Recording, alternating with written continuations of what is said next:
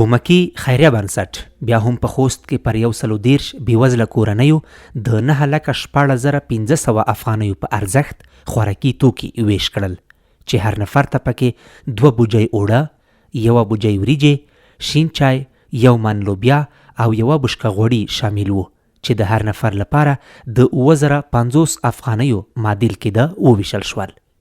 د کومکی خیریه بنسټ رئیس عثمان غني ولسمل له رسنیو سره په خبرو کې یادونه وکړه چې دا بنسټ به نه یوازې په روژه کې بلکې له روژې وروسته به هم خپل سپېڅلي هدف ته ادامه ورکوي.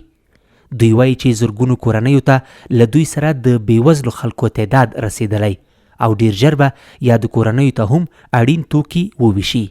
د کومکی خیریه بنسټ د ایجاد نه تر دې وخته پورې تقریبا چې موږ فعالیت شروع کړی دی 20 ورځې خو شو کېږي.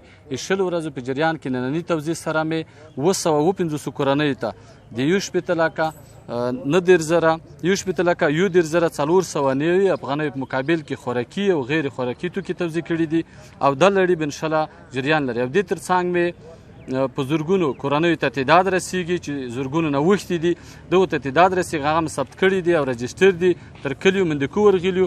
هغو ته به انشاءالله موږ کومکونه لا جریان لري. مرستې ته راغلي خلک له بېوزلۍ کړېږي. دوی له خیریه بنسټونو غوښتنه کوي چې لا یې هم لاسنیوی وشي او د کومکی بنسټ له مسؤلینو مننه کوي چې په دې سختو شرایطو کې یې لاسنیوی وکړ. نه مړه خو نه لرم مرسته نه میږ ډېر خوشحالي ډېر تر خوشحالي الله دې د هغه خاص بانون د خدای کامیاب لري چې میږ غریبانو سره ډېره ښه غمدردي کوي. میږ غریبانو سترګې نګار ته وغړه دی چې دا مرسته نه میخ والا که دا ګاډی چلوای شي. غوړي دلته موږ سره مرسته وکړي خیریه بنسټ والا دی چې موږ سره مرسته وکړي. زه خپله خوست بزرګ ګاډی چلوم. دا خلک د خدای خوشحال لري، خدای دې اباد لري، خدای دې نور وسې کړي ځکه چې موږ افغانستان خلک ډېر غریبان دي، ډېر غمو ځپلي دي. یو تن بل مرسته اخیستونکی هم له ورځني ژوند خوښ نه دی ځکه دی وایي چې د کورنۍ 14 غړي ورته غاړې دي. نوموړی نشي کولی چې د لسي ګډۍ په چلولو خپلې کورنۍ ته روزي پیدا کړي.